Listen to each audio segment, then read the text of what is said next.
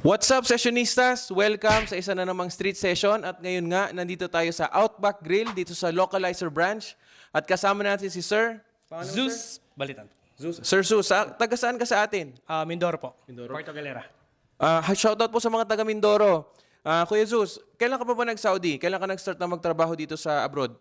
Last 5 years na. Before my previous job ay sa Brisket.